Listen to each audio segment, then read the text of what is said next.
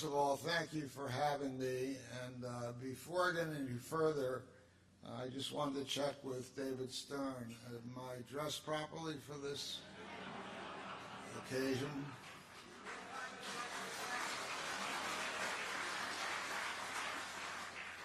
Seriously, both he and Commissioner Adam Silver have played a major role in steering my career. I'm sure a lot of you are wondering, how did I start my career by getting an interview with the Beatles?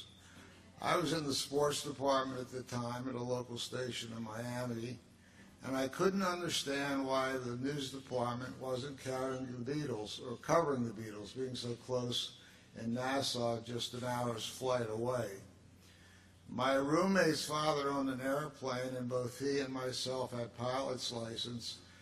And as sort of a whim, I asked a friend of mine who was a cameraman to get a camera crew together, and we would fly over to Nassau just cold. I thought maybe we'd be able to get some shots of the guys on the set when we got to the hotel, which was the Royal Britannia, as I remember it. I don't remember why I did this, but I went directly to the house phone and asked for manager Brian Epstein's room, expecting no answer. But to my surprise and my shock, the phone was answered. He said he was Brian Epstein, and I told him I was from a local station in Miami, and there was an opportunity for us, if we could get it, to get shots of some of the guys around the hotel. And his answer was, would you like to interview them? Well, after I was looking for somewhere to get rid of my wet underwear, I told him I would call him after we found a room to set up. They arrived and gave us as much time as we wanted. We shot the interview, and it was on the air that night. Let's see you try to do something like that today. Everyone loves a credit roll, mostly our families. So I'll go backwards and put credits at the beginning. But to start my credits, let's start at my table. Please hold your applause till I'm finished. This isn't the in memoriam portion of the Oscars, so just keep it quiet. First of all, my brother Bob, who's held down the family business. The table is the table right in the corner here. He's held down the family business while I was playing television up here in New York and Atlanta and around the world. There's my sister-in-law Nancy, nieces Lisa and Amy, Amy's husband Greg, and the three guys who aren't here, but I'm sure will be watching this on a DVD, Hayden, Ethan, and Justin, my grandnephews, who bring me a lot of joy.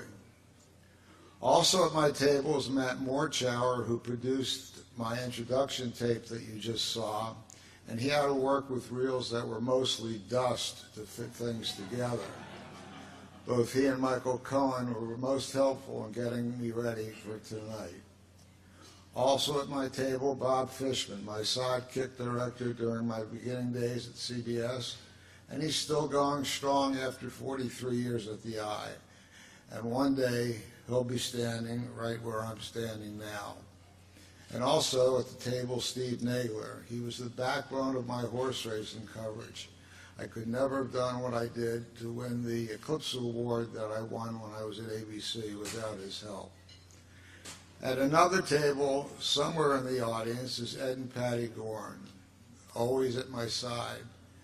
Ed and I both worked at TVJ and we were roommates, and Ed's room was like Kenny Smith's desk. As we mentioned in the video, at a point, and I have to think that if it wasn't for Patty, that would be some sloppy place that Ed would be living in right now. I produced the sports report, Ed produced the news, and I had a problem with running long. And Eddie, I still think I owe you about 125 minutes in overtime. I used to say take it out of weather, but there wasn't much weather left by the time I was finished with doing the sports segment. I'd also like to thank Ken Agard for his vision, along with the folks at SVG, in establishing this hall, and also to all who supported my induction. And finally, my gratitude to my great friend Al Michaels for his kind words and for narrating my presentation. Let's please give them all a round of applause.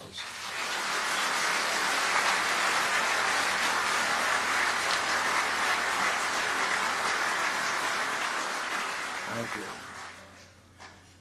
The problem of mentioning names, and you all know this, is that once you start, you always run the risk of having to leave a name out. But I need to acknowledge the hundreds of loyal technicians who at times were out in inclement weather, freezing their asses off while I was sitting in a toasty remote truck. In the early versions of those trucks, before they came up with expandos, if someone was smoking, you were lucky if you didn't contact cancer.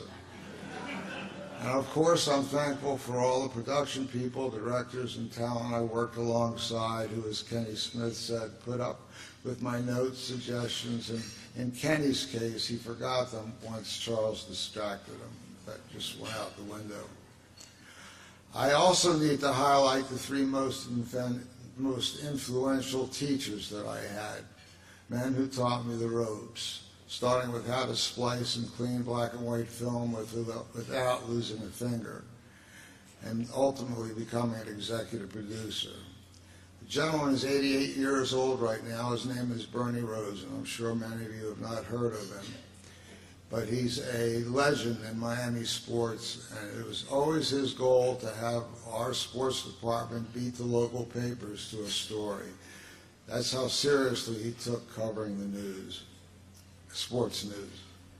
Next came Bob Wessler, who was vice president of sports at CBS, and he agreed to see me after dozens of letters and phone calls, and he hired me on the spot.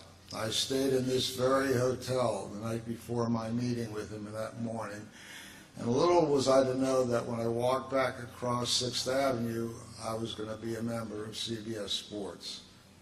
It was Bob's vision to put the powerful talent team together for the NFL today. He showed me all the ins and outs of studio production, and after a few short months at CBS with his input, he entrusted me to create a format for the groundbreaking NFL today. Finally, Roone Arledge, who taught me the art of storytelling and how to format a balanced broadcast. Just standing behind and watching him work was mind-boggling. You saw a picture in the video just a few seconds ago of Dorrance Smith, who was at ABC News, and myself smoking cigars. We had one studio in Sarajevo, so Roone did obviously the primetime show first, and we had to wait until he was finished before we walked in to do the late night show. Roone was nice enough to leave his office door open, and on the desk were some fine Havana cigars and some nice bottles of French wine. And I must say that every time that we sat down, by the time we did to tape our show, we were pretty happy and things were rolling pretty well for us. And finally, all good things begin at home. I can't leave out two people who were most responsible for my staying here, my parents. They understood why I left Florida to chase my dream. They were my biggest fans, and they supplemented my meager starting salary at CBS, so I didn't have to live under a bridge. I learned my first lessons from them, and my mother lived to see much of my career. She passed away last year at 98, and she did, as I said, get to see many of the things that I had accomplished. As a matter of fact, she came in and visited me one day at the studio during the NFL Today, and she stood behind me. It was a very tight quarters in that studio at the time. And she passed out after having seen me work for about 5 minutes, and they literally had to carry her out the door to get away from me. I tried to use all the lessons I learned as a producer and implement them as I turned to management as an executive. In most cases, we do not produce an event. We produce the broadcast of an event. And as an executive producer, I strive not so much to produce the broadcast, but to produce my staff, such as working on reviewing a format or even coming up with a list of things that I thought could be done better. As Kenny Smith mentioned in the opening, sometimes those lists were pretty long. There were a few embarrassing moments along the way, and one comes to mind. I was at CBS for 5 years, and I'd never heard the word escape. When I got to ABC, I learned that it was high up on the to-do list for production assistants. The escape, you see, was in most cases, was for the PA to arrange for a police escort to get the top production people from the broadcast truck to the airport in time to make their flights home. On one occasion, Lynn Swan had an important speaking engagement, and he hired a helicopter to fly him from the stadium to the airport, and I said I would go along. Well, Lynn easily leapt over the fence and got to the helicopter, and I knew I couldn't leap following him, so I tried to finagle myself to crawl over the fence. To my horror, my zipper got caught, and I got stuck impaled on the fence while thousands of students walked by laughing their heads off. It wasn't until the production supervisor came by with a pair of scissors to cut me off. I was free, but only one problem: I had no pants to wear. I quickly got someone to grab me a towel, wrapped it around myself, and that's how I flew home, and many people's amusement at the airport and then at home. It wasn't that funny to me.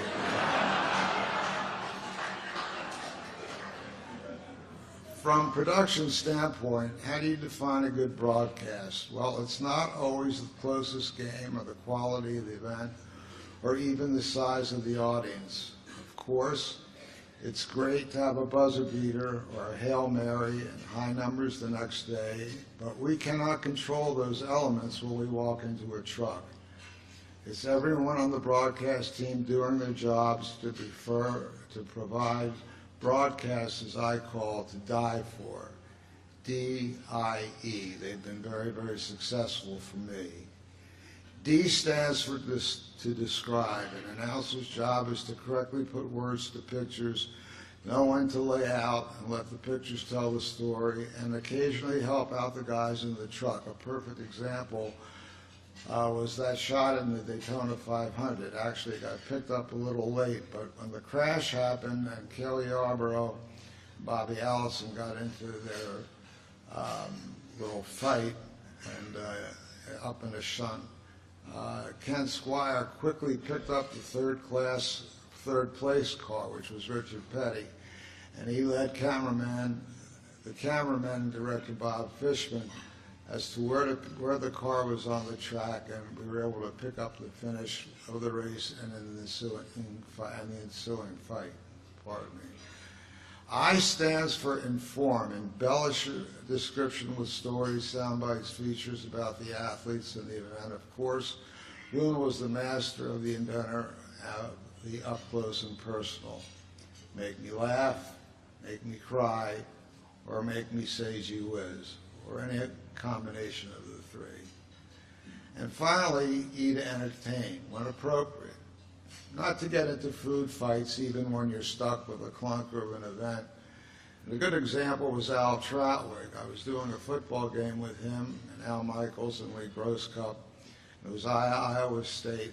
The score was about 50-3. It was raining, cold, sleet, ice, horrible conditions.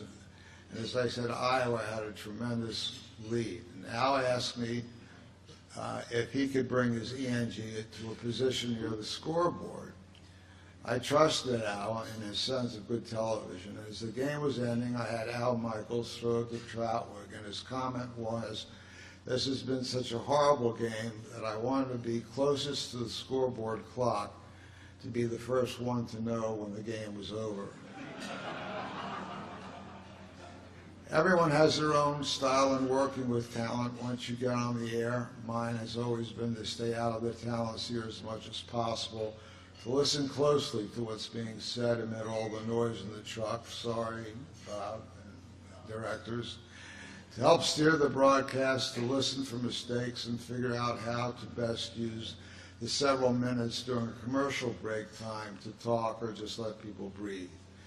If you've accomplished all your production goals, the escape works, and the producer keeps his pants, you've nailed it, and you know it. It's in your gut. I mentioned we need to produce our staff, and when we're not on the air, we need to produce the next generation of staff. Why?